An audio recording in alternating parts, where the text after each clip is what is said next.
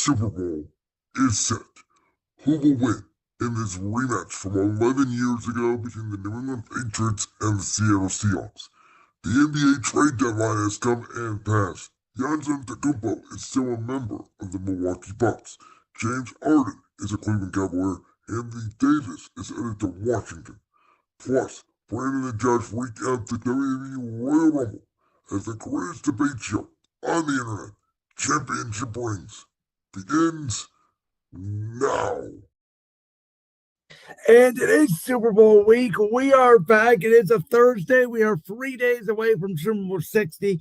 As always, I'm Brandon Lewis, the host of Brandon's World. He is Josh Ungar, Ungar to the Max, the host of the Sports Room Talk Show.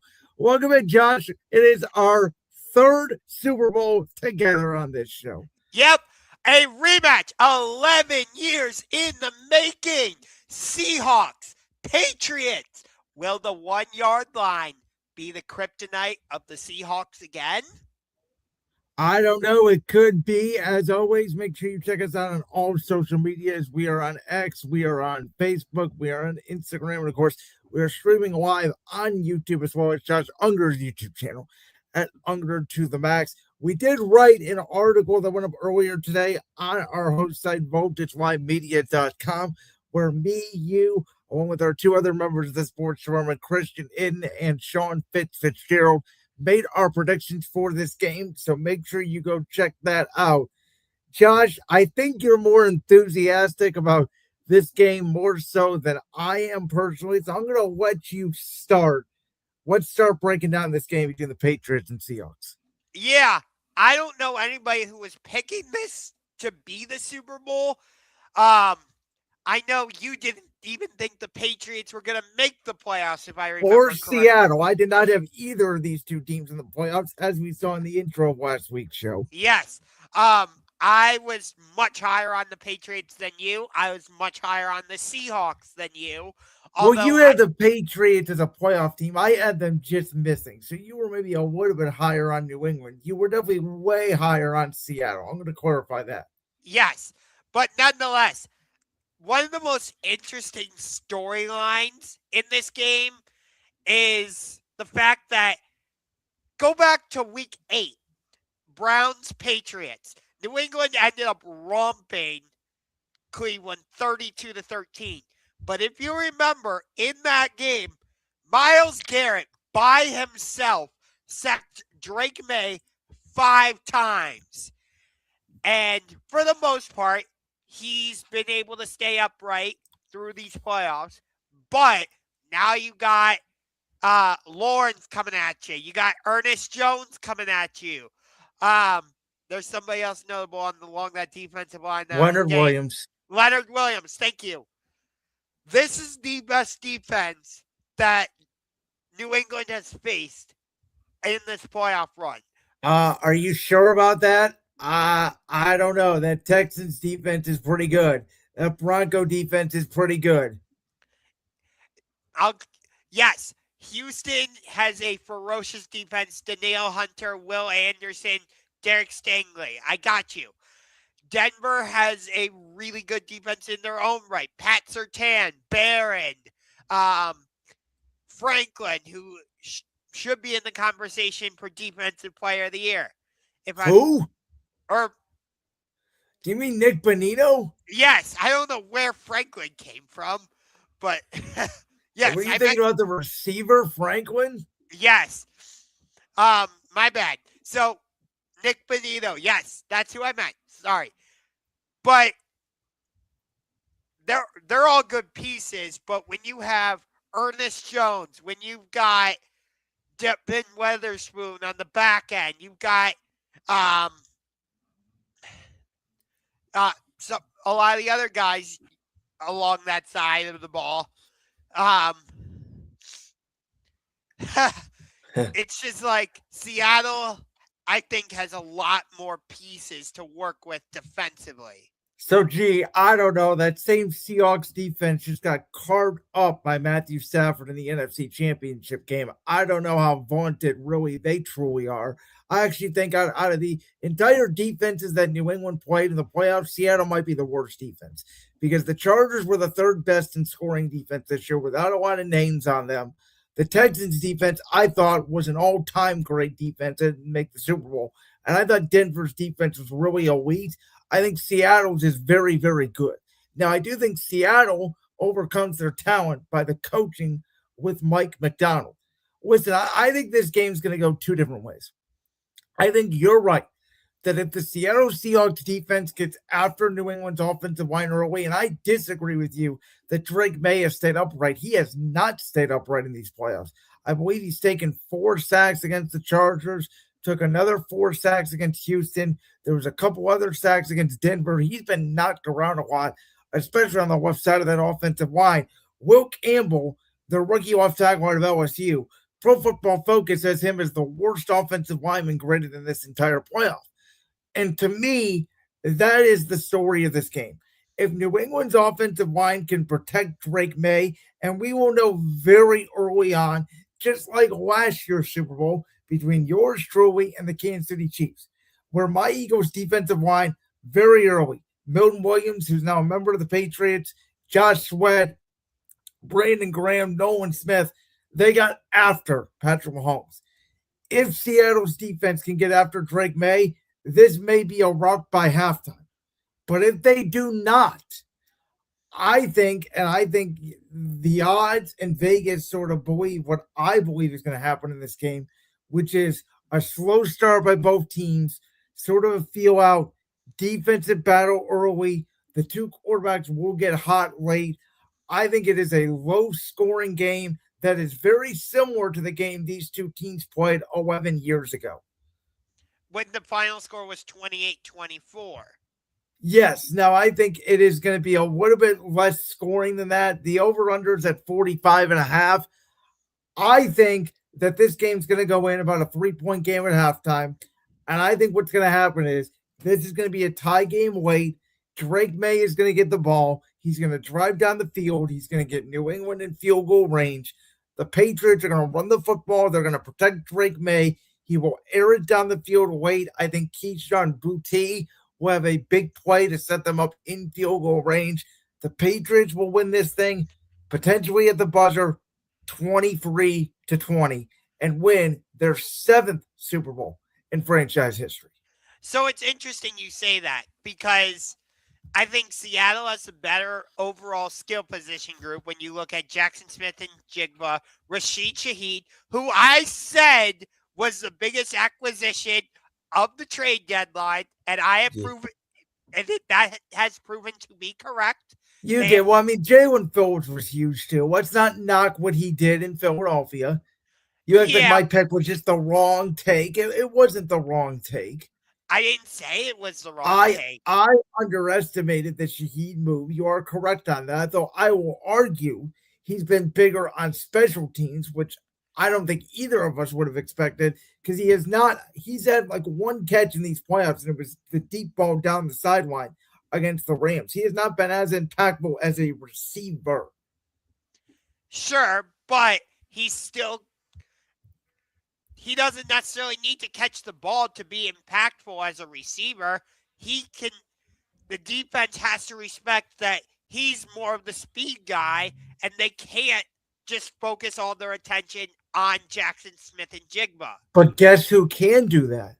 The New England Patriots, because they have an all-great cornerback in Christian Gonzalez. And what they can do is they can put Gonzalez one-on-one with Jackson Smith and Jigba, or they could put Gonzalez one-on-one with Shaheed, and they can double team JSN. So I don't think JSN is going to have that big of a game. I think you have a solid game, but I don't think he's going to be the primary reason why Seattle moves the football down the field. No, it's interesting you say that because when New England was reaching the Super Bowl with Brady and Belichick, what were they always trying to do defensively? Take away what you do well. Yeah.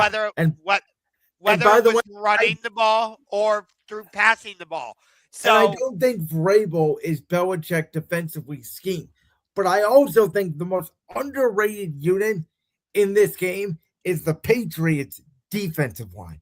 I think Bill Williams, Christian Barmore, those two guys up front, and what they're able to do to stop the run. And I think if you get Sam Darnold in the 3rd and long, like I think Seattle is going to have a hard time moving the football consistently. I'm not saying they're not going to be able to go down and move the ball and get points, but I think it's going to be really hard to every drive, the way they did against that Rams defense, which is the only way they won that game. I don't think Darnold is going to play a perfect game the way he did against the Rams.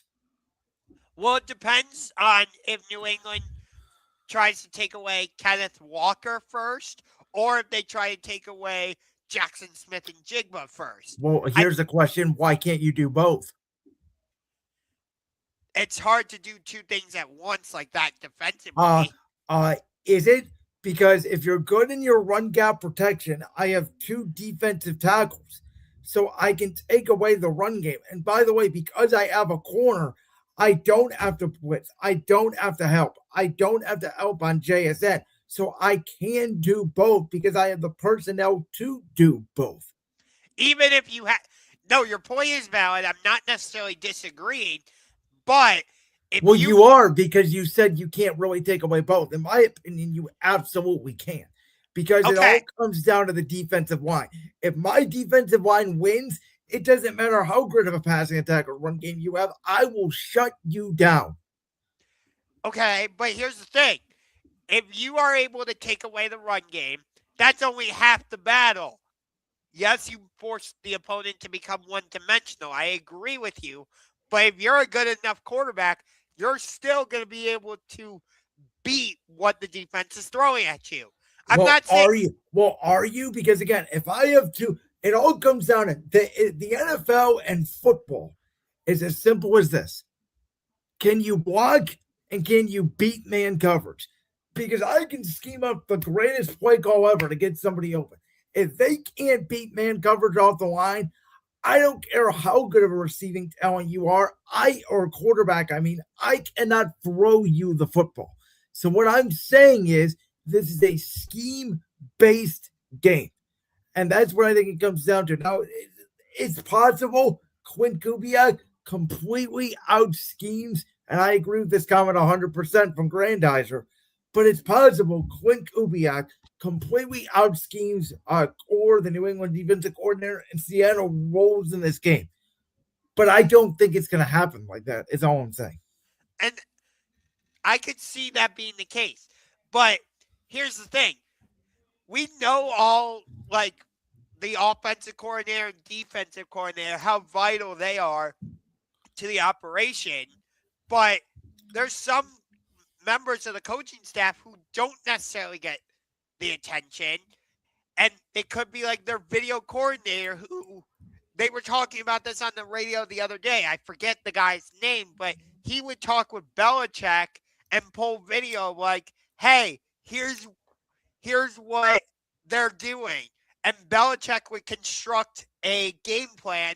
No, there's a famous story, and I don't know if this is what you're talking about, of the video coordinator of the Patriots before this Super Bowl against Seattle 11 years ago, of them seeing the Seahawks line up in that formation that they threw the pass out of from the 1 yard line one time. And Belichick and them practiced it for 2 weeks. So Malcolm Butler knew exactly what the play was when he jumped in front of that ball and made the greatest defensive play in the history of the National Football League. Yeah. That's part of what I'm saying. But the other part is Belichick will see what the opponent is doing, and then he'll throw a completely different game plan at you than what you saw in film. Well, but that was Belichick, the greatest defensive mind in the history of football. Do I think Quint Kubiak is the greatest offensive mind, or do I think that Mike Macdonald is the greatest defensive mind in the history of football? No, I do not. I'm talking about from the Patriots side, where they might be able to do that same thing. Well, but Vrabel is not Belichick. That's my point. No, I'm not trying to compare Vrabel to Belichick. That's not what I'm saying. I'm saying they might implement that same strategy, though. We know Vrabel in Tennessee, yes, he got fired, undeservedly so, but he usually had very solid defenses with the Titans. If you I mean, remember, they were okay. They were not great. I think there's very nostalgia behind the old Titans team because people want to give Vrabel their flowers. He had one good year in Tennessee. That was it. They were the number one seed. It was a heroic ride with Ryan Tannehill, and then they lost to the Cincinnati Bengals in the divisional round, and that was it. Pats are about offense, not defense. Seahawks are about defense, but their offense and special teams. I disagree. I don't think either of these teams are on one side of the ball. I think both of these teams in the playoffs were the two most complete teams in football. By the Yeah. way, you never said I have gone on record. I think it's 23-20 New England. What's your score prediction? All right. I got Seattle winning this game. I'll say a little bit higher scoring than you, 31-23. So you think, I mean, by that definition, it's definitely going to hit the over. You think both these teams are going to be able to move the ball? I think Sam Darnold has found his confidence. I don't think Drake May's shoulder injury is that big of a deal. No, I don't either. I'm giving more respect to these two defensive lines that I think are going to have a big impact on this game. I don't think neither of these two offenses are going to be able to move the ball that much. You're not wrong, but when you have weapons like a Rashid Shaheed, Cooper Kupp, Jackson Smith and Jigba, you've got Stephon Diggs, Keyshawn Booty, Ramondre Stevenson, Travion Henderson. There's enough around them to where I think they can move the ball. Oh, they can move the ball. I'm just saying they're not going to be able to do it consistently up and down the field. But let's talk now about who this game means more to. And what I mean by this question personally is who needs to win the Super Bowl more, as in AKA who has the lesser chance to get back to this position in a year or so, or even more so. And I think this game means a lot more to Seattle. I think they need to win the game a lot more than New England. And the biggest reason for that is because we'll talk about it in our next topic. Their offensive coordinator is going to be the new head coach of the Las Vegas Raiders. And I think that is a huge deal for Seattle, who I think they are one of these teams who, sort of like my Eagles last year, everything went right for them. They got the break. They made the trade. They've been great on special teams. They've been great on defense. They've been great on offense. You can make the argument that, they got the backwards pass and the 2-point conversion in that game week 16 against the Rams. That was the break they needed to go from the number one, from maybe the 6 seed to the 1 seed. You can make the argument San Francisco beating Philadelphia and then having to go from playing the Rams in the divisional round to playing San Francisco in the divisional round. That's a break.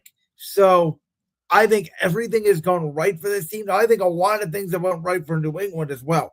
But Josh McDaniel is going to still be there. Drake May is on his rookie contract. They can load up. They can go out. They can get more players. They can spend more in free agency because they're not paying Drake May. Seattle is paying Sam Darnold. And I don't believe Kenneth Walker. I don't know if they're going to pay him. I'm not sure if he's going to be back. So they are going to have to make some decisions, I think, all the way after this game. And I'm not sure. Sam Darnold has been great the last couple of years. But if they do not find an offensive coordinator that's as good or runs the same system as Clint Kubiak, we may not see the same Sam Darnold next year, which is why I'm saying this game means so much more to Seattle than it does New England. I'm actually going to say it is New England because Drake May, for much of the year, was in MVP conversation alongside Matt Stafford. I do think Stafford is ultimately going to win it, but Drake May has rightfully been in the conversation.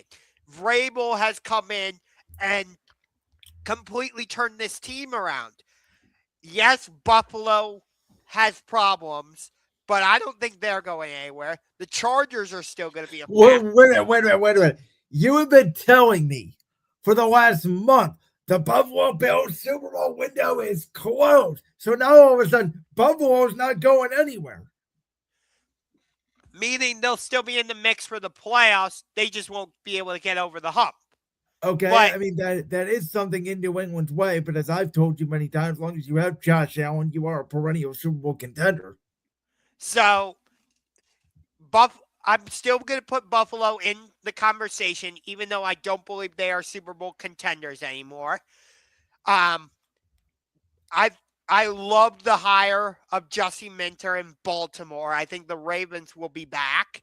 You've got Liam Cohen in the Jacksonville Jaguars. I don't think this was just a 1-year thing for them. We'll see what the Tennessee Titans can do. I think Houston's going to be back. So I just think in the AFC, there's a lot more teams for New England to deal with. Okay, by the way, you haven't even mentioned Kansas City, Denver, Yeah. the Chargers. Can I mention you, though, in the NFC?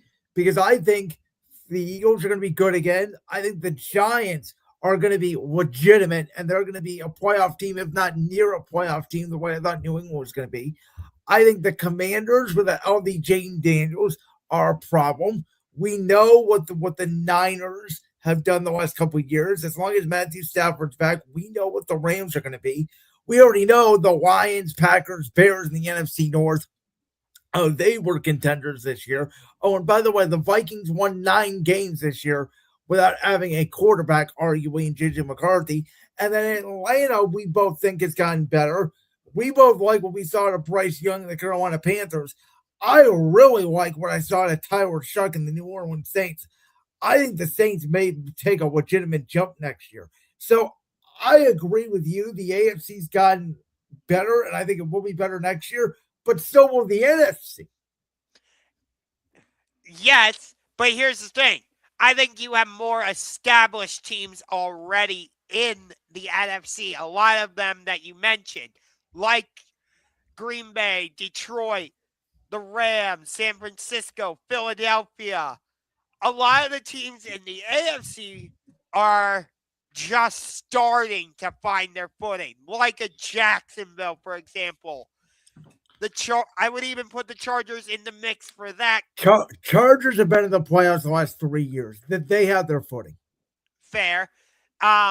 Denver, to a certain extent, I would say is just starting to. Denver's been in there the last 2 years. This year they started to find their footing. Next year they'll be potentially really good.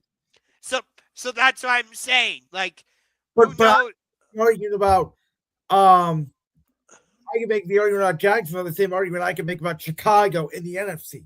I can make the same argument you made about the Chargers with the Packers in the NFC. Again, I'm not necessarily disagreeing with you. But your point that the AFC is a lot harder to go for than the NFC, I don't agree with that. Okay. And I think that's because you have more established teams already in the NFC. Whereas the bottom line is, and Granddadder, I don't know where this comment came from because the Jets are going to be the number 1 pick in the draft. The Jets are not getting better. I don't know where you thought that from. If you want to debate it on my show, we can debate it. The Jets, and I believe the Browns, are tanking for Arch Manning. So we know who the bad teams are going to be next year. By the way, I'll give you this. I think the Raiders are going to be a very feisty team next year. They may be 4th place, and they may be the best 4th place team in the AFC. So what we are seeing here is sort of a revolution in the NFL where I think there's going to be very bad at the bottom and good to very good at the top. It's almost NBA-esque. I think you're going to start to see some clear separations. But in terms of... Here's my thing, though. Did we see a clear separation this year? Right? We talked about this is the most wide open playoff that we have seen in our lifetime. Some people said Seattle separated, the Rams separated from everybody else. But I really did feel like it was based off the game. It was based off the matchup. Hell, I picked the Patriots outside of the Bronco game to lose against the Chargers and to lose against the Texans, and they're in the Super Bowl. Yeah, but there's another aspect of this question that I want to get to. Because, yes, like the question on the screen says, who needs to win the game more, Patriots or Seahawks? But I want to focus on the quarterbacks in this particular case, Drake May and Sam Darnold. And to me, I think it's Sam Darnold that needs to win more. Yes, that I 100% agree with. Yes, they were both the number 3 overall pick in their respective drafts, but Drake May is only in his second or third season. But you look at Sam Darnold. He was drafted by the Jets, didn't work out. You know, it was against the Patriots on Monday Night Football that he said, I was seeing ghosts. So that's a factor that I don't think anybody is talking about in this game. It doesn't work out with the Jets. He gets traded to Carolina, doesn't work out there. He moves on to San Francisco, and he was in a backup role, but he still got to work with Kyle Shanahan. Then he goes to Minnesota, and we know what happened with the Vikings. And now he's done what he's done with Seattle. So, and on top of that, he is the first quarterback from that legendary class of 2018 that also included Baker Mayfield, Lamar Jackson, Josh Allen, to reach the Super Bowl. It wasn't the 2-time MVP Lamar. It wasn't the reigning MVP Josh Allen. It wasn't Baker Mayfield, who was written off in Cleveland and has completely resuscitated his career in Tampa Bay. It's Sam Darnold. Yeah, it just seems wrong, doesn't it? As I said last week. Yeah. But, I mean, facts are the facts. But I agree with you. But here's my thing. I think that Quinn Kubiak leaving to go to Vegas is going to have a big effect. I don't think it's going to have a big effect on this game at all. I think Quinn is focused on this game. I don't see an issue there really at all. I think it's going to affect Seattle moving forward a lot. And I think it's going to affect Sam Darnold potentially a lot, which is why I agree with you. Sam Darnold needs this game way more than Drake May because, as I just said, if they don't get the right guy, now they may find somebody off this tree and he may be a good OC. But Mike McDonald's first OC in Seattle, I think it was Ryan Grubb, if I'm correct, last year with Geno Smith. He went back to college because he wasn't good enough. So if Mike McDonald does not find the right offensive coordinator, Seattle could go back to winning 7-8 games next year. Yeah. And you say you don't think it'll have an effect on Seattle in this game? I actually do. Because, yes, he's having to prep for the Super Bowl, but he's also trying to get his staff together and think about what he has to do with the Raiders. So that's, like I said earlier, multitasking. It's good sometimes, not all the time, though. Well, I think it affects some people differently. You know, Kyle Shanahan famously was going to become the head coach of the Niners, blew a 28-3 lead in the Super Bowl against the New England Patriots 9 years ago. Jonathan Gannon was up 24-14 in the Super Bowl with my Eagles, and we're going to Arizona. Blew the game away. Kellen Moore, I think, was rumored to potentially stay in New Orleans, but it wasn't official yet. In terms of a hire until after the Super Bowl, he ended up going. Shane Steichen, Super Bowl 57 for me. He was already rumored to go to the Colts, and the Eagles' offense was obviously great. So I worry about this actually more in the divisional round when they're going through the interviews and doing all that during the week. But now that sort of this has been official and you've had 2 weeks to prepare, I don't think it matters as much in the Super Bowl as it does earlier in the playoffs. See, I understand what you're saying, but I just feel like when you're prepping for the biggest game of the season and also trying to think about what am I going to do with once I get to Vegas. Well, And are we sure he's thinking about that right now? I think all he's thinking about is how can I win this game? Because you only have one game left. That's it. It's not like you have 2 or 3 games left. This is all you think about as a coach or a player your whole life. You dream about this moment, this game. And guess what? His father is a legendary coach who's been in a Super Bowl and won it in Gary Kubiak. You don't think he's bounced ideas off his father, and you don't think his father hasn't told him just focus on this game, get the job done, get Sam thrown in the Super Bowl, and then see what happens in Vegas? I actually hadn't even thought about that, to be honest with you. But it's ironic that you bring that up because the Broncos won Super Bowl 50 with Kubiak as their head coach, as you mentioned. Where was that Super Bowl played? In Santa Clara. And by the way, Gary Kubiak was a first-year head coach. He's one of, I believe, 3 or 4 head coaches. I saw the graphic today. I think he's one of 4 head coaches to win the Super Bowl in his first year. If the Patriots win the Super Bowl, Mike Vrabel would join that list. Yeah.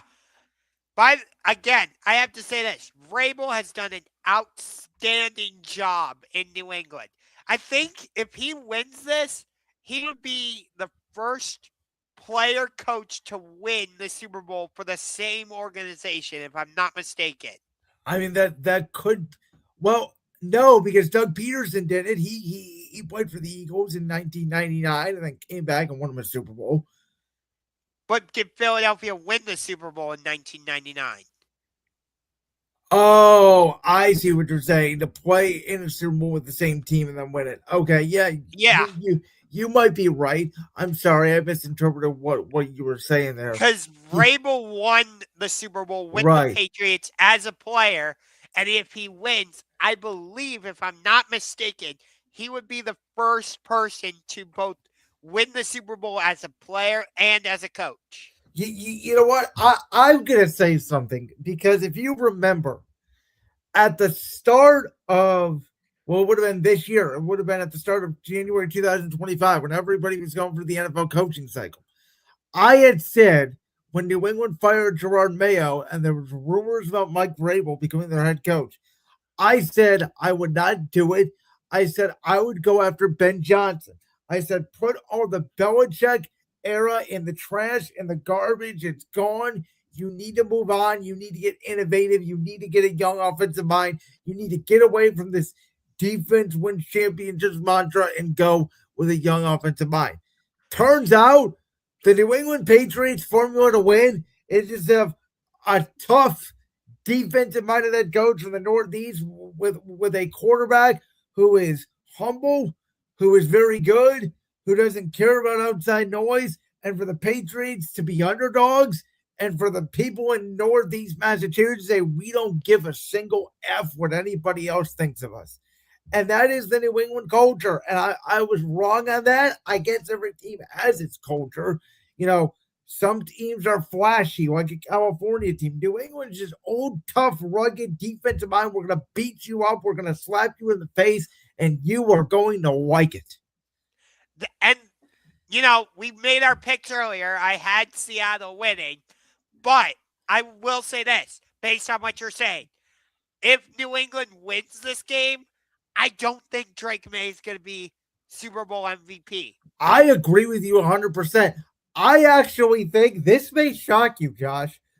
If the Patriots win this game, I think the MVP of the game will be Milton Williams. That wouldn't be too crazy because Von Miller won Super Bowl MVP in Super Bowl 50. But I think he's going to have a monster game. I have him getting at least 1 sack. He may get 2. And I think his Super Bowl experience helps this very young Patriots team. Even though the coaches have been to the Super Bowl, not a lot of players have. I could see Stephon Diggs winning Super Bowl MVP, possibly. See, I don't think he's going to get a lot of yards because I don't think this is a throwing game for Drake May. I think this could be a situation where Drake May has as many rushing yards as he does passing yards. It's interesting you say rushing because if New England wins the Super Bowl, I think Super Bowl MVP in that case would be either Ramondre Stevenson or Travion Henderson. And I can see that too. I mean, I do have Ramondre Stevenson getting into the end zone because I do think they get down on the 1 yard line and they pound it in at some point. And think about this. Think about this storyline for a second. Cooper Kupp won Super Bowl MVP for the Rams in 2021 against the Bengals.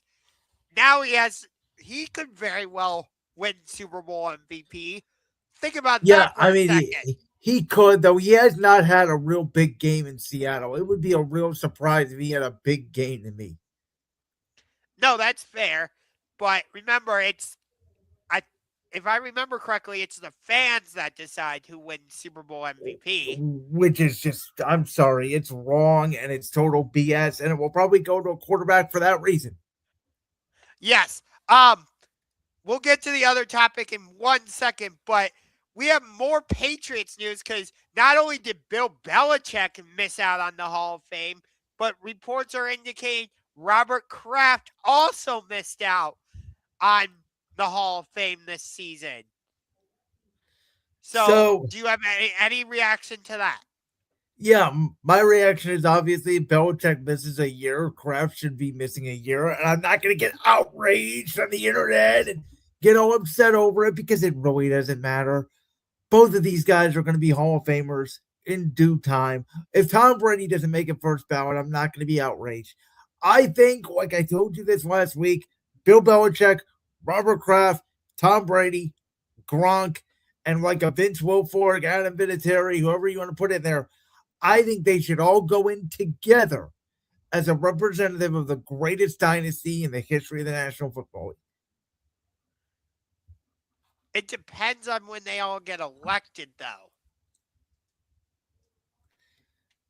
What's this question here from Grandizer? Are there any former Eagle, Brando, Browns, Josh that are either with the Pet? Well, Milton Williams is with the Patriots, so that's what I'm voting for. Matt Collins is also a former Eagle. He's with the Patriots now. Josh Jobe is a former Eagle who is a starting defensive back for Seattle, who, by the way, was absolutely terrible in Philadelphia and couldn't even make the practice squad, and now he's starting for the Seahawks. Yeah, I'm trying to think if there's any former Browns on either team. Not that I know of. Well, speaking of Browns, Josh, they are rumored to be playing in France this year, as are the 49ers and Rams. It is confirmed. Those two teams will play what we all assume is going to be week 1, though that hasn't been necessarily confirmed yet 100%. That game is going to take place in Australia. Browns Saints, I believe, is week 7. The rumor is for in France. Yes. Does the NFL hate international fan bases or something? No, the NFL doesn't hate it. They actually love it, and all 16 games and 32 franchises are going to be playing an international game at some point. No, I'm asking that because you're sending the Browns and the Saints to... Again, I think the Saints are a very frisky team. If you want my hot take right now, I think the Saints could win the NFC South next year. That's how much I believe in what Tyler Shough did at the end of the year. I think the kid's a legit franchise quarterback. I don't think he's Brandon Weeden 2.0 the way I originally thought he did. So, and the Browns, by the way, who are absolutely tanking for a quarterback, and I feel bad for Shedeur Sanders, and they hired an old man who is a one and done walking in Cleveland, in my opinion, in Todd Monken. But let's face it, Shedeur Sanders, I'd pay a ticket if I was living in Paris to go see Shedeur Sanders. I mean, according to him, the fact he threw a couple of receptions in the Pro Bowl means that he can light up the NFL. Yeah, because everybody was watching the Pro Bowl. Yeah, totally. Yeah, but I think it's interesting that they are doing 49ers Rams as an international game. And the Rams are going to be the designated home team in this matchup, which means that Rams fans and 49ers fans will not be able to go to SoFi Stadium to see. Well, actually, the Niners actually play the Chargers this year at SoFi, so they still will be able to see their team. I'm talking about to see the Rams and 49ers play each other in SoFi. Well, you said Niners fans. So Niners fans, even if they won't get to see the Rams, they'll still get to see their team. I mean, no, I said Niners and Rams fans. Okay, I still don't understand the difference between that, but to me, you're losing a divisional matchup on your home field. Yeah, but the Rams don't have a home field advantage. It's all Niners fans anyway who come. And like they'll still be able to see the Niners when they play the Chargers. So I don't think this is a big deal. I don't think the NFL season is a big deal. There are two California teams that are pretty close to each other, so it's going to be convenient travel for both. There's not going to be a disadvantage or an advantage. They are probably going to play week 1 because of the Australia thing. Have no idea what time the game is going to be or what day or network this game is going to be on. But football is going to be on in Australia. We're going to find a way to watch it. I told you this before. We all laughed when it was, what was it, Commanders Dolphins this year in Spain. Guess who was up at 9:30 in the morning to watch it? Me, because it's the NFL, and we are obsessed with the NFL as a country. Okay. What I was saying before was like, does the NFL hate their fans? Because the Browns and Saints, at least recently, and for the most part historically, have been absolutely terrible. So, well, the Browns, I mean, the Saints without Sean Payton and Drew Brees went for their 8th year, but I think you're underselling this Browns Saints game a little bit. I don't think when you have two entertaining quarterbacks, and I think Shedeur Sanders is entertaining. I'm not saying he's good, but he's a guy that you want to turn on the TV to watch. Like, I don't think this is like I'm trying to think of an example. I would rather watch Browns Saints right now than say Jets, Cardinals, or any team with the Jets. The Jets don't move the ball. The Jets are just pathetic. But like, I don't know. Would I rather see Browns Saints than like Cardinals and Raiders without Fernando Mendoza? Yeah. Now Fernando Mendoza, I don't care who you play. I'm signing up to watch him. So like, that's what draws for me, which is why this Super Bowl doesn't draw for me, because I have two quarterbacks without a lot of personality. Yeah, but the storyline is so attractive, in my opinion, for both quarterbacks. I mean, we've seen both these teams win a Super Bowl. It's sort of same old for me. I'll be happy for Darnold if he wins. I'll be happy for Drake May if he wins. I don't like to me, we talk about this all the time. Sports is great when we have villains to root for. Everybody hated the Patriots. Everybody hated the Chiefs. Everybody hated the Warriors. Everybody hates the Dodgers. We watch them because we want to watch them lose. When there's no villain in the fight, I go, who cares? And for me, the Rams are the villains in that 49ers game. Which is funny because for me, the Niners are the villain, not just because they eliminated my Eagles from the playoffs, but I've always hated the Niners because I've never been a Shanahan fan. Yeah, ever since they moved to LA, I've always hated the Rams. Yeah, I know. You will not forgive Stan Kroenke. No, I will not. But I have nothing against the Saints. Like, Drew Brees is one of my all-time favorite players. There was a period of time where I was actually trying to argue he was the GOAT. I know you were. I think this was our first ever topic, or one of our first ever topics on Championship Rings. Josh Ungar tried to argue with me that before 2020, Drew Brees was the GOAT over Tom Brady. I mean, Tom Brady didn't convince me that he was the GOAT until he did what he did with Tampa Bay. It wasn't. I mean, Brady had 4 or 5 Super Bowls, and Drew Brees had 1 and 1 appearance. But I mean, you can make the argument Drew Brees is better than Aaron Rodgers. I think that Aaron Rodgers was more talented than Drew Brees, but Drew Brees was a better football player. That's what I think we do in the media all the time. And I know we're getting off topic, and I don't care. I'm pulling at you. We confuse talented and great. Yeah, we do. By the way, if Drew Brees does not get in the Hall of Fame, I'm gonna riot. Well, wait a minute.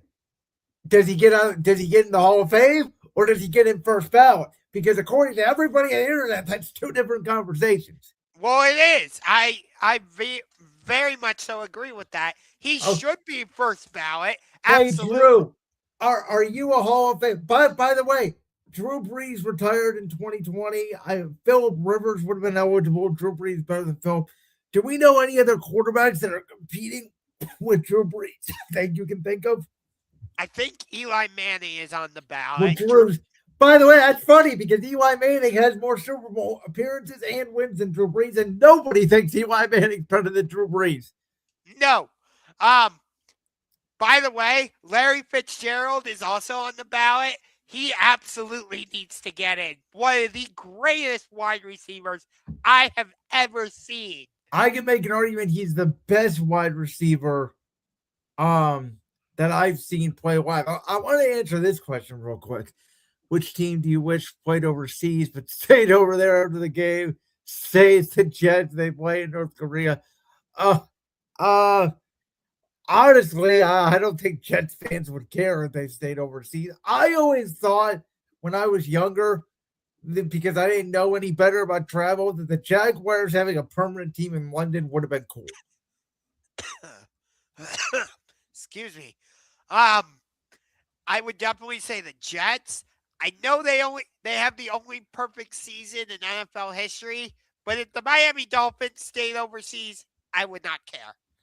All right, Josh, we had some big things going on at the NBA trade deadline, and one of them involves our current Cleveland Cavaliers because the core four is no longer a thing because I wish I didn't shave yesterday or I could have said fear the beard is here in Cleveland. James Harden for Darius Garland swap.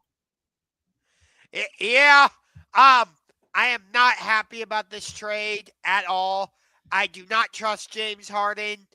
He folds like a hand in poker. You can't count on him. You know, if he gets sick, it's like he's allergic to a game 7. Because remember, or game 6. How about game 6? Yeah. So I'm just like, really? You want James Harden? I get that Darius Garland hasn't been able to stay healthy. He's having toe problems. I understand that. But James Harden? Really? So here's my take. I'm going to go full in a vacuum on this. But 7-8 years ago, when James Harden had won the back-to-back MVPs of the Houston Rockets, I adored James Harden. I thought he was one of the top 3 greatest scorers, not players, just greatest scorers I've ever seen in the basketball court. But then I watched him struggle, obviously, the last 5 or 6 postseasons, easily flame out, quit out of Houston, get fat, eat Oreos, and quit out of Brooklyn, and now here he is finding a way to quit out of Los Angeles. But I think you have to take the James Harden and Darius Garland trade and then pair it with the Keon Ellis, Dennis Schroeder for DeAndre Hunter, and then eventually they trade Lonzo Ball. All of the moves the Cleveland Cavaliers made in a vacuum. Because what the Cavs did is they reset their point guard. So James Harden will play the point guard, and Dennis Schroeder, who we already saw last night against Clippers, will provide big impact on the bench, whether it's scoring, stealing, assisting, whatever it may be for the Cavs. He will provide a legitimate punch off the bench. Keon Ellis is a very good three-point shooter. You hope he will be more reliable than a DeAndre Hunter, along with the eventual hope that Max Strus comes off the bench. I agree with you, Josh, that James Harden for Darius Garland, while James Harden is a better, more offensive player than Garland is, I think he will struggle on the defensive side of the ball. I do think that a James Harden, Donovan Mitchell fit is a weird fit, but I don't think this move is necessarily for this season. Would the Cavs love to win the championship this season? Absolutely, yes. But I think getting James Harden for this year open up a window where next year they can go after either LeBron or Giannis or,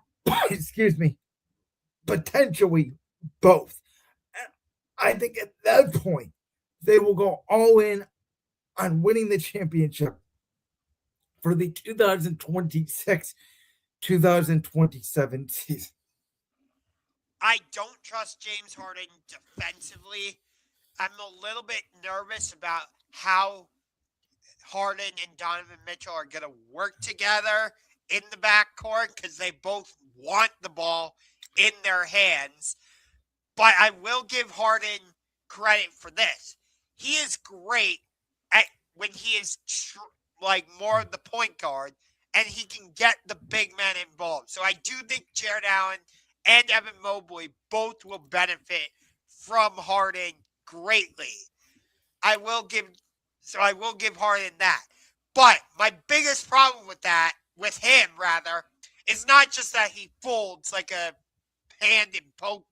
bad hand in poker, but what did he do? Oh, I want to go from Houston to Philadelphia, or rather from to Houston Brooklyn, and then to Philly, and then to the Clippers. And I said, one of those times when he wanted to get out of Brooklyn, he got fat and ate Oreos to get himself out of there.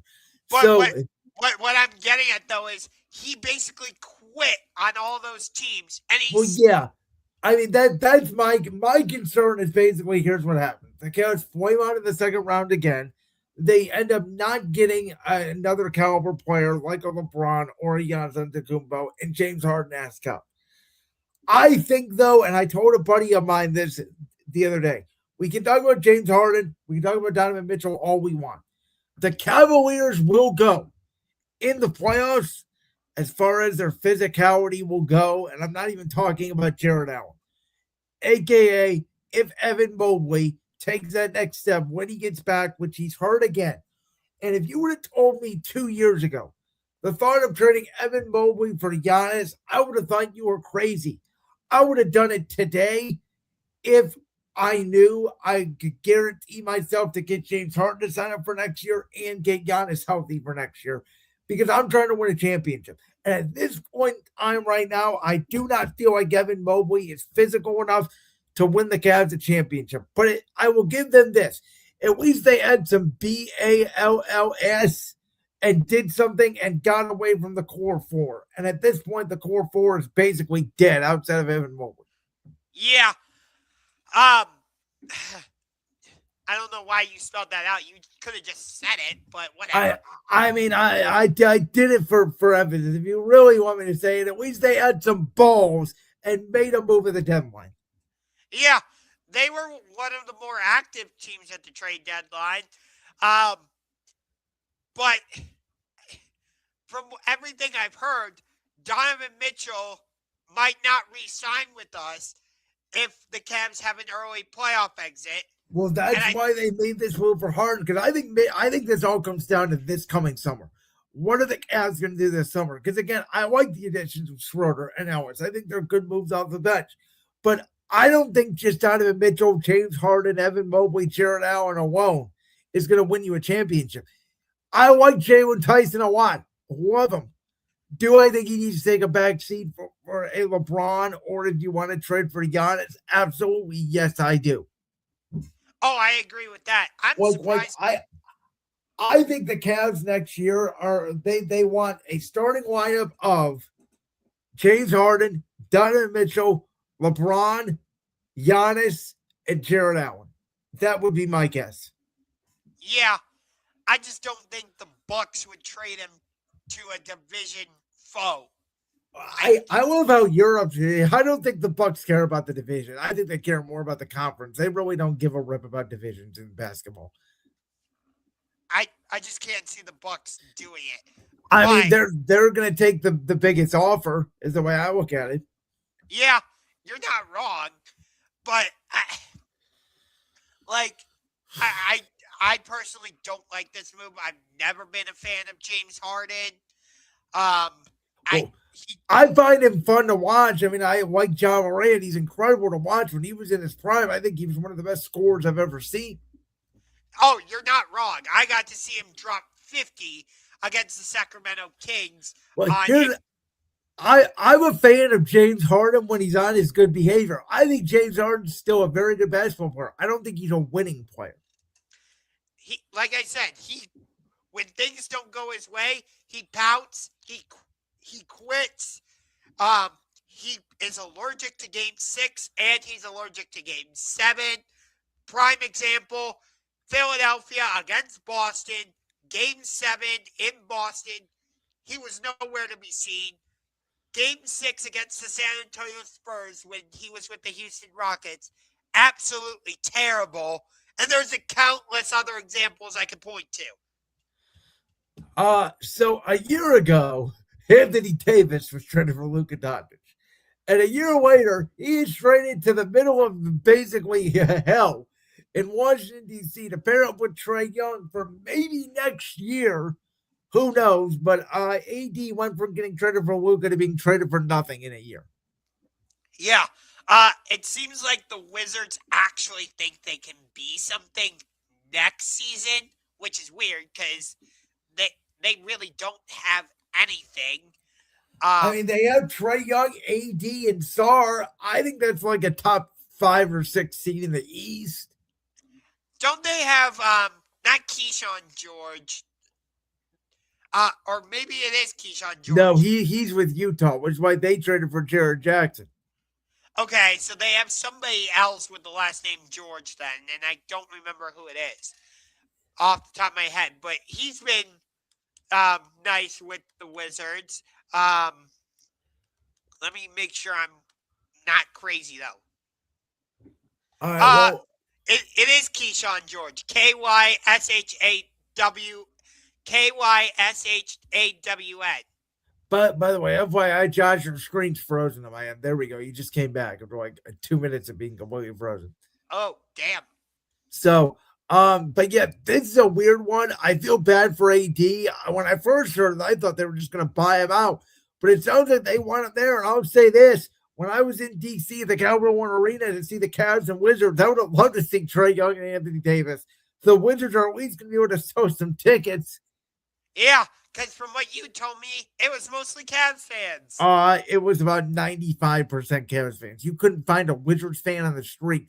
And they were reusing old stuff from the Capitals game that was left over. They didn't even have Wizards branding. So I looked ahead to when the Wizards come to Cleveland. We're going to be wearing our black jerseys.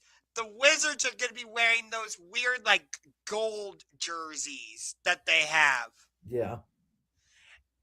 That's going to be an ugly uniform matchup. Good God. We talked about this a little bit earlier, too, but what are your thoughts on Giannis that he was not moved?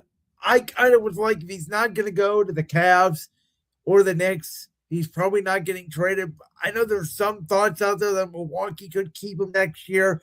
Maybe they go big again. I think Milwaukee, I understand Giannis is one of their own, but he's won a championship with them. I think it's time for a divorce.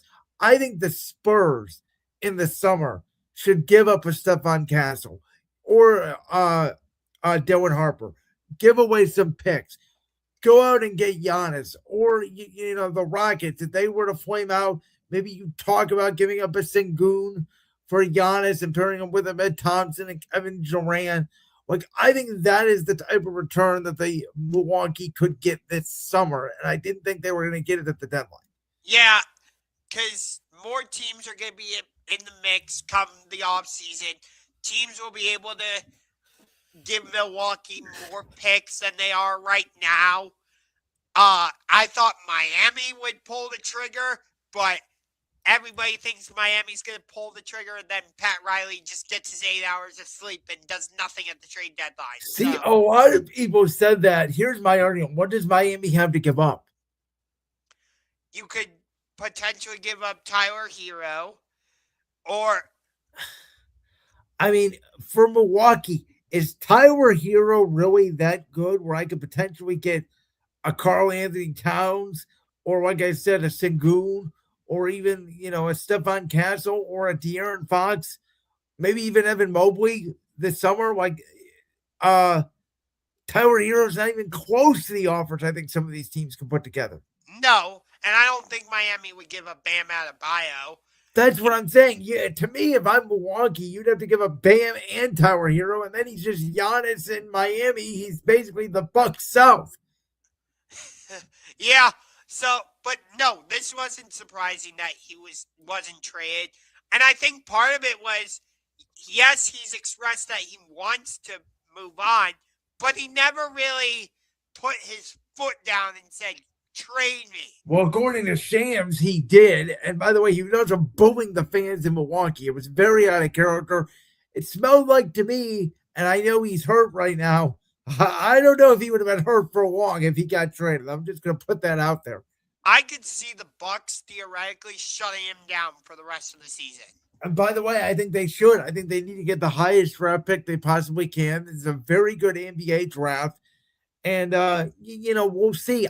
Listen, if Giannis didn't win a championship for them yet, I would have understood it. I think this summer, it's time. He's won a championship. Now, albeit, if you look really hard at that championship, they did catch a lot of breaks. But I said this the other day on Brandon's World, and you may completely disagree with me. You may agree with me. For 2 years, I thought the year they won the championship and the year after, Giannis was the best player in the NBA in the world, bar none. But then all of a sudden, you miss the playoffs a couple of years. Giannis gets hurt. Nikola Jokic breaks on the scene. Anthony Edwards breaks on the scene. Luka Doncic breaks on the scene. SGA, Victor Wembanyama. And all of a sudden, is Giannis' feelings hurt that like he goes from undisputably the best player in the league to like you can make the argument he's sixth in a year? I would even throw Jason Tatum or Jaylen Brown in the mix there alongside Jalen Brunson. I would take Giannis over all three of those guys. Brunson, I think, is a real interesting argument because I need to see what the Knicks do in the postseason. I thought the Knicks would be more active at the trade deadline. I mean, they like their team, and my big takeaway from this is the East is saying they don't believe the Pistons are that good. They believe that everybody is dead even in the East. Boston thinks that, we don't know if Tatum's going to come back or not. It's sounding like no, but maybe he does. The one team, I think the Cavs feel like we got momentum. We can win the East. I don't know if that's true or not, but I think the East is pretty even. Yeah, nobody's really separated themselves from the rest of the pack. Well, and again, the Pistons have, I think now, and with SGA being hurt, by the way, I think the Pistons now have the best record in the NBA, or maybe they're right up there with OKC. But I don't think anybody trusts a team led by JB Bickerstaff to actually get past the second round. No. I mean, he got outcoached by Joe Mazzulla in the second round a couple years ago against the Celtics. He was outcoached in every series he's ever coached in his life with the Cavs. But there's two other surprising moves. One of them was very similar to the Anthony Davis, which was Jared Jackson. I already talked about it. Utah has a bunch of young players. They reportedly feel like they can win next year. I think Golden State trading for Kristaps Porzingis felt like a desperate move, felt like a win-now move. Why they didn't go after Anthony Davis puzzled me a little bit. But I got to put my hand up and say that, unfortunately, Josh, I have to admit you were right again. Not only were you right about the Toronto Raptors, but I was wrong on the Chicago Bulls, who now, for whatever reason, have 10 guards. 11. They traded away Nikola Vucevic, for Alfred Simons. It doesn't make any sense to me. This team is seemingly falling apart and will never be good, I guess, post Michael Jordan. But even Boston, again, getting Nikola Vucevic, another piece. They're saying the East is wide open. We may not be able to win the championship, but we might. So let's go for it. Yeah. I do have to say, I think the Celtics were the biggest winners of the trade deadline because of the Nikola Vucevic acquisition. He kind of reminds me of what they had in Porzingis. Yeah, I mean, in a way, I think Porzingis was more skilled in terms of his dribbling and his passing. Yeah, but other than that, Vucevic can do a lot of the same things that Porzingis can. Well, who's their point guard going to be now? Peyton Pritchard? I'm trying to... I don't know. Because Simons replaced Drew Holiday. Yeah, because Drew Holiday got traded to Portland, and you're actually 100% right on that one. It looks like it's going to be Peyton Pritchard, and they'll put Derek White at the 2 when Tatum gets back. Yeah, Jaylen Brown would be at the 3. Tatum would be at the 4. 4, and then Vucevic at the 5. Yeah. I mean, let's be honest. That is in the East. Is that a team that could make the finals? I think it could if you get Tatum back, which again we don't know. Yeah, I do like what the Lakers did picking up Luke Kennard. That gives another shooter. Well, here's my thing about the Lakers, though, and I'm sorry to interrupt. I don't care what they did because they have 0% shot to win the title this year. I'm not saying they're title contenders. Well, they don't play defense, and this year's irrelevant because LeBron's out the door. So I don't care what they did. The fact that they got blown out by 30 against us was hilarious. Well, and you know what the funny thing was? They played all their guys in the first half, and then in the second half, they're like, we don't have Austin Reeves. We don't have another scorer. Yeah. And the crowd actually got excited when Bronny James came in and was making baskets, and he had that amazing dunk. I'm here to say wherever LeBron will go, Bronny will be next year with him. I mean, who knows?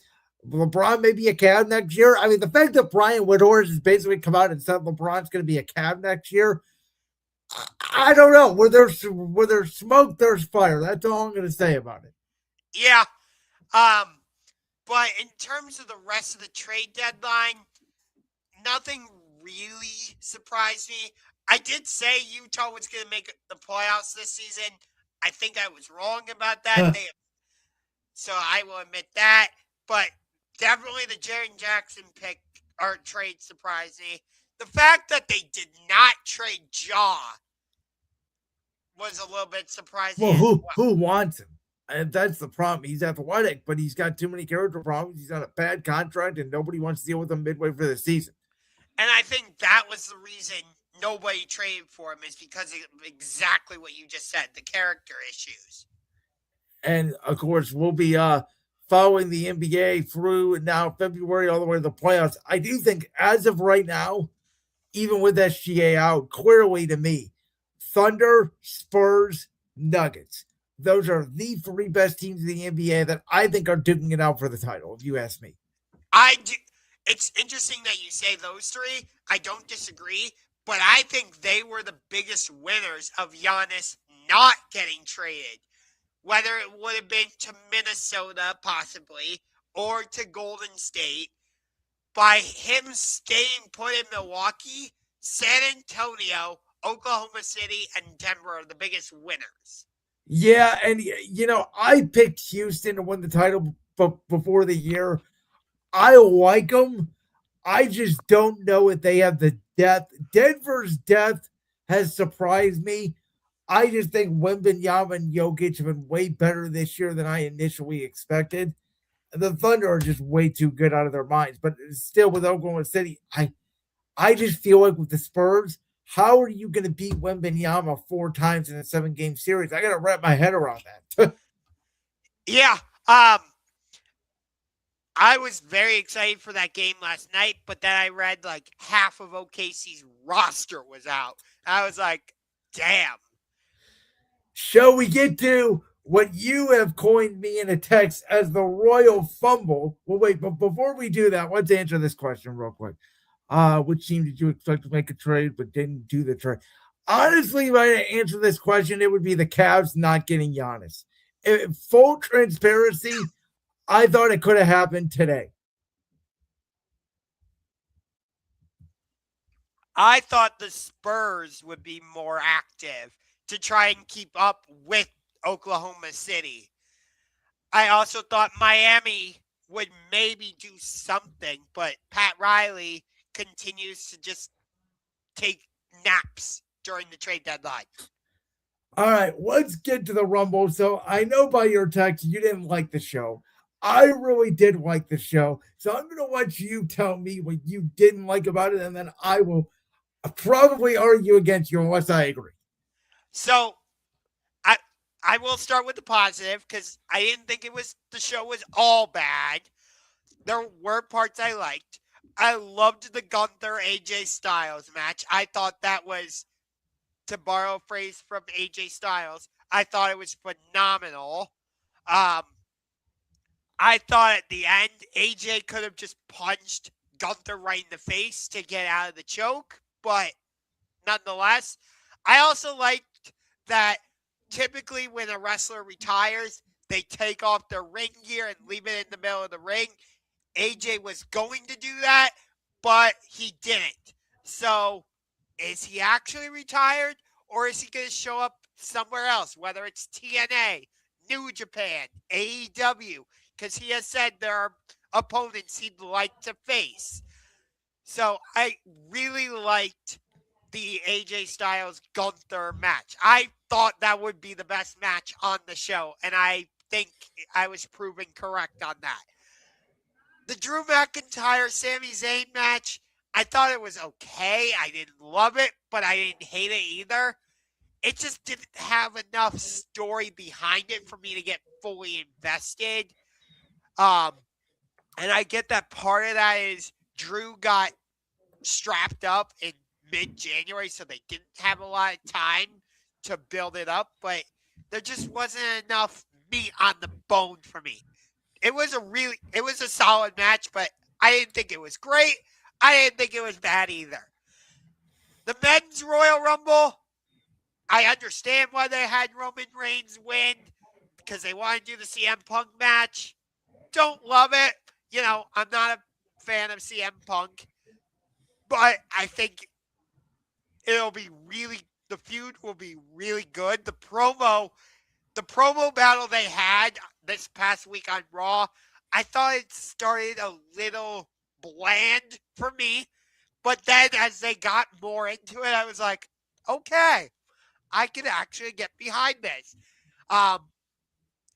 It's the women's Royal Rumble where I'm like, no. Really? Because I actually thought it was better than the men's. It was my favorite women's Royal Rumble ever.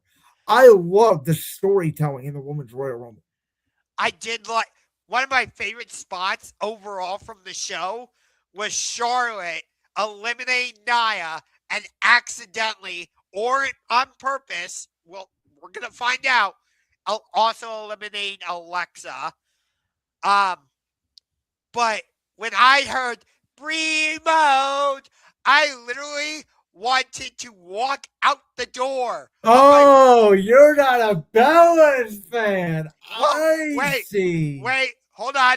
I love Nikki Bella. I think Nikki is great. Brie, I do not like Brie Bella at all. That's so weird to me. I don't. There's not a big difference between the two, to be honest with you.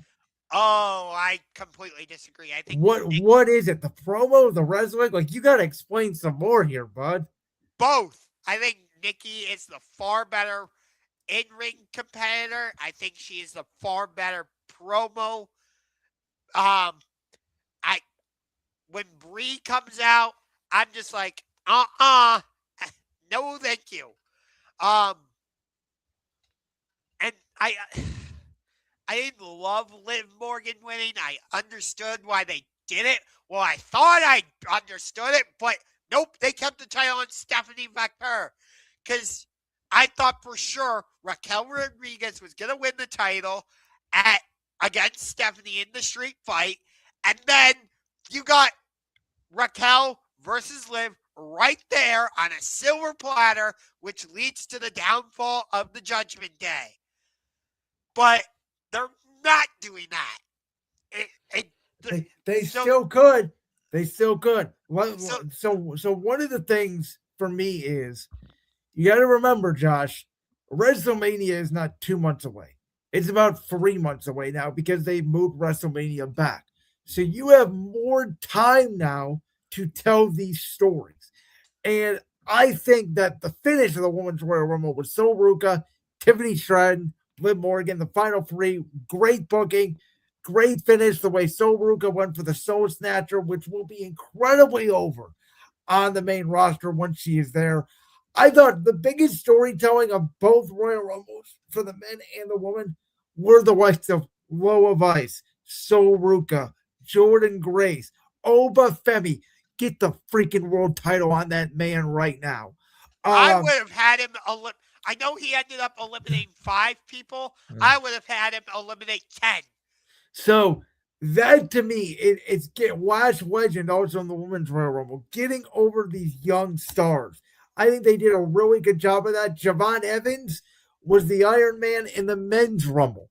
I thought the story they told with Kyrie Sane accidentally eliminating Io Sky. You had Rhea Ripley and don't you mean Asuka? Kyrie accidentally eliminated Asuka. Then you had Raquel eliminate Rhea after Io Sky was already taken out by Last Legend, I believe. And then Liv Morgan dumps Raquel Rodriguez over the top rope with the death stare. And then obviously the final 3. I thought it was a great finish with her getting the Oblivion to Tiffany Stratton off to win the match. I do like the way they started it with Charlotte and Alexa, them teasing them going after it, not necessarily going after each other. You had Kiana James at number 3, who I thought put in a really good showing for not having a lot of time on SmackDown every week to do that showing. I thought Chelsea Green and trying to salute Rhea Ripley and her climbing on the back of Alba Fire to save herself. Another great spot. I agree with you with the AJ Styles and Gunther match, best match of the night. I think the story they are telling with Drew McIntyre and Sami Zayn, we'll get into the McIntyre angle, but with Sami Zayn, I said this going into the Rumble. I think Sami Zayn is turning heel. Whether it is he's going to go to the Elimination Chamber and lose in a number 1 contenders match, or he's just going to come back as a heel. And the story is Drew has beat Sami Zayn so many times. Sami Zayn wants to be a world champion. Sami Zayn is going to do what Drew McIntyre did when Drew McIntyre kept getting screwed over by the bloodline and eventually turn heel and not give a shit about everything and tell the truth. And eventually, I think Sami Zayn will become a world champion. The Men's Rumble, I thought LA Knight, great showing. The fact that he eliminated the entire Vision.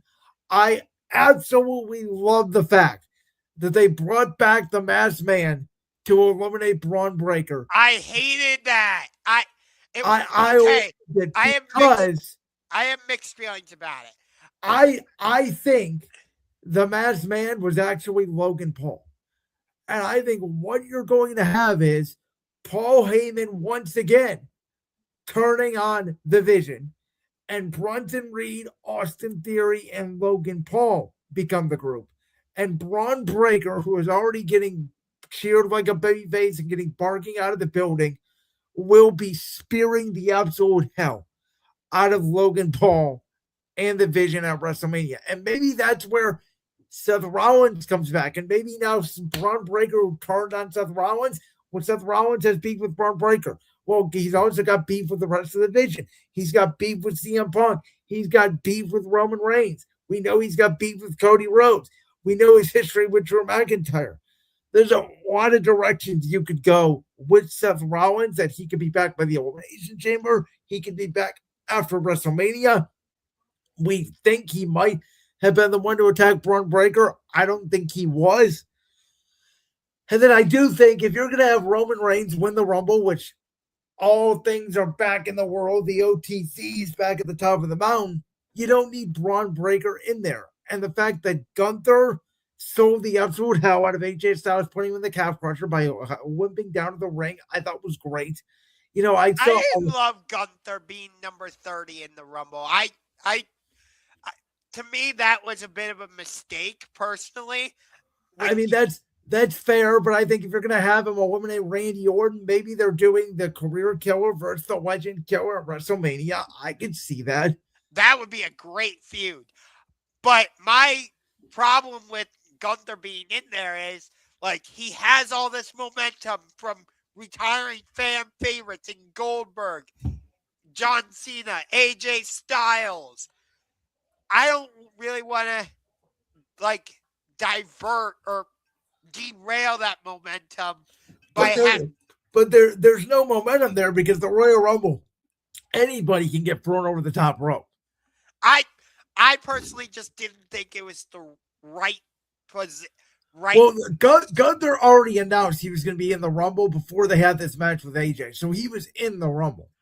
I understand. I get that, but I just didn't love that he was number 30 and he ended up getting thrown out in the final two by Roman. Well, again, it makes Roman Reigns look stronger. And I'll be honest with you, when Roman first came out on Raw, I kept saying, please don't make your choice. I want to have this go to the Elimination Chamber. I want the drama of CM Punk and either Drew McIntyre or Cody Rhodes standing there in the ring with the Undisputed Championship and Roman Reigns making his choice. But God damn it, when CM Punk came out and they started that promo, that was a 10 out of 10 masterclass in how you tell a story. Because that was not Roman Reigns versus CM Punk. That was Joe out of Hawaii versus Phil Brooks. And Punk, when you had to go on vacation for 10 years, when you had to leave the Major League Company, which I thought that was a great line, by the way, a little shot at AEW. And then you had to come back to this company. And Paul asked me, and he was not talking about Paul Heyman. It was a little nod to WWE Unreal. He was talking about Paul Triple H Levesque when Paul asked me to bring you back. And I said, yes, I said I was going to be a good person. But guess what? We teamed up War Games on some zebras type shit. And then as you're walking up the apron with that World Heavyweight Championship, you mock me. Like I'm some stupid idiot. Well, I've always hated you. And at WrestleMania 42, you will acknowledge me.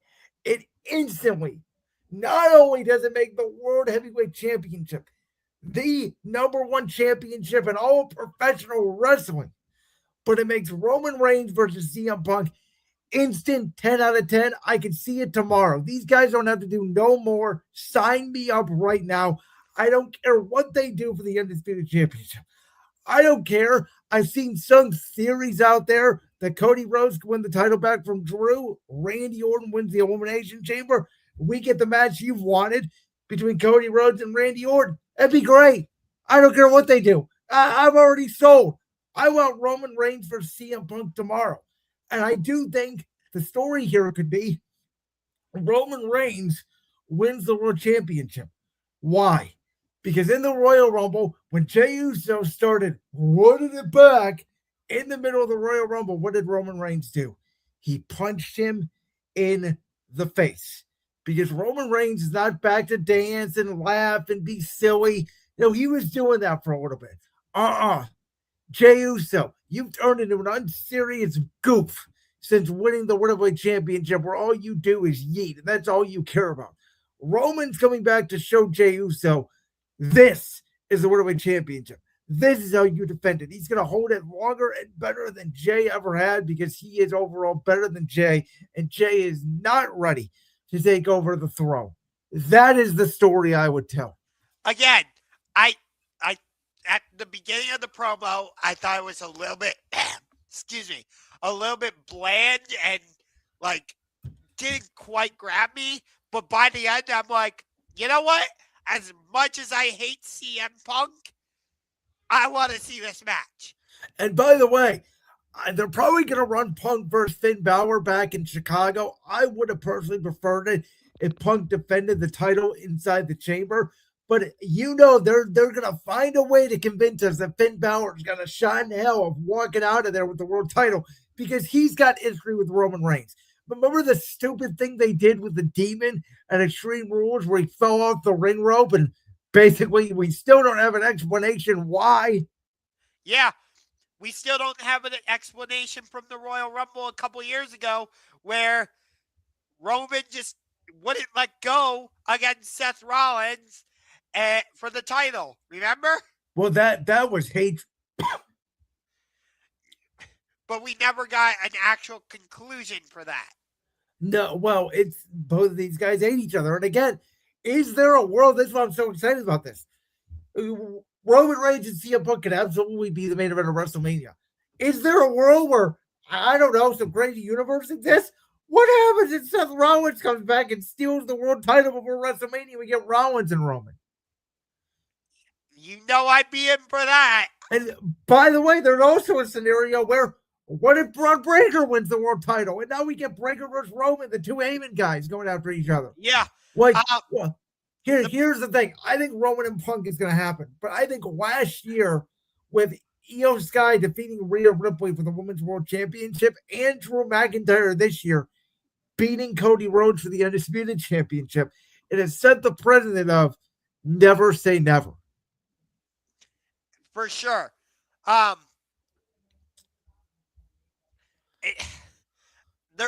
seen like things on social media saying it's confirmed that the Masked Man was Grayson Waller. I don't know if you've seen. Well, then he did it at the Rumble because Seth wasn't there. I did see that. The beauty thing is this is what I said about when they revealed it as Austin Theory. It could be Austin Theory. It could be anybody because they're not seen. Yeah, definitely. By the way, I did want to make this point real quick across the board. I know people were upset because, there were no legends outside of Brie Bella, and there was no Chris Jericho return, and there wasn't a lot of big surprises. Here's my thing, and I think I told you this, and maybe even C-Boss at last year's Rumble. The WWE roster right now is more stacked than it's ever been. That you can make the case. Remember 5-6 years ago where they were relying on 15, 16, 17 legendary women to come back because they didn't have enough women to fill a Women's Royal Rumble? Well, yeah, sure, they used a few NXT talent this year, but they're still a current superstar. I think it does show how much the WWE roster has grown. They did not need surprises at the Rumble. I did not miss the surprise of the Rumble. I think outside of maybe would I have put Carmelo Hayes in over the two AAA guys they had in? Yeah, I would have. But you're trying to show off AAA, that's your acquisition. I get it, though. Again, I think it's kind of dumb they acquired AAA, but I'm not a fan. Some people are. But, outside of Carmelo Hayes, there's not a ton of names that I would say needed to be in that Rumble that weren't in there. I loved Powerhouse Hobbs, but Royce Keys. That was cool. That was cool on the Titantron that it said Powerhouse Hobbs, and then it had the shattered glass, and it said Royce Keys. I'm definitely gonna miss him in AEW. He was one of my favorites. I loved watching him. I wish he had gotten a run as AEW World Champion. I definitely think that was a big miss by Tony Khan. See, I'm not afraid to give Tony Khan an AEW criticism. I am surprised. I thought you were going to come out here. Roman Reigns won again. This is so boring. Here we go. I'm actually, because based off the text, I really thought you hated the show. For the most part, I didn't love it. But again, I think the biggest difference is I approach wrestling now different than I did even 6 months ago. I am approaching everything from a storytelling, holistic point of view, which is you go this direction, you go this direction. I don't know which way it's going to go. I'm tired of getting angry because the thing that I want to happen didn't happen. Maybe what I want to happen didn't happen because what I wanted to happen is worse than what's going to happen. Yeah. I didn't love that Royce Keys. I got to get used to saying that. Forgive me if I do call him Powerhouse because that's how I knew him for so long. Kind of like how you didn't call him Adam Copeland right away. I still don't call him Adam Copeland. So feel free to call him Powerhouse Hobbs. Okay. Powerhouse, I didn't love that he got eliminated by, I think it was Damian Priest. Although he eliminated Priest. Oh, I thought, wait a minute. I thought it was Priest. He was eliminated by Obafemi. Oh, my bad then. Which as much as I love Oba, I was like, really? Oba. I'm telling you right now, I would not be mad if, and I know you don't like him. Oba Brock Lesnar. WrestleMania. Oh, I would hate it. Hate it. I can't stand Brock Lesnar at all. Well, you got 2 matches with Brock Lesnar left. You have a WrestleMania match and a SummerSlam match where Gunther will retire him. And once Brock Lesnar goes away, I will like WWE much better. All right. Well, That was our Super Bowl NBA trade deadline wrestling 107th episode edition of Championship Rings. Thank you guys so much for listening to us tonight. We'll be back next week. We break down the big game. We get into more NBA talk because the NBA season is now in full swing. The All-Star festivities are next weekend. Maybe we'll dive into a little bit of that and anything else that goes on in the sports world. But before we go, the best rivalry in all of college basketball is going down on Saturday, February 7th in Chapel Hill, North Carolina. The Duke Blue Devils against the North Carolina Tar Heels. This is not only the best rivalry in college basketball. I don't give a damn what Brandon says. I don't give a damn what anybody else says. It is a top 5 rivalry in all of sports. Anytime Duke, North Carolina is on, whether it's in Chapel Hill, whether it's at Cameron Indoor, whether it's in the ACC tournament, I don't care. I am finding my favorite spot on the couch. I am grabbing my favorite drink, and I am watching it. I am not moving my ass unless I absolutely have to. It is the same way I feel about Steelers Ravens. Anytime Baltimore is playing Pittsburgh, oh, you better believe I'm going to find a way to watch it. And you know what else happens in 2 days? It is the birthday of our co-host, our very special Josh Ungar. So happy early birthday to you. I hope you celebrate your birthdays on Saturday. I believe next year it is scheduled to be on Super Bowl Sunday. I may be wrong about that. But enjoy the big game, everybody. Josh, enjoy your birthday. I hope it's a great one, and we'll see you guys next week. I get Duke, North Carolina on my birthday this year. What more can I ask for? Happy birthday to me. It is Duke, Carolina.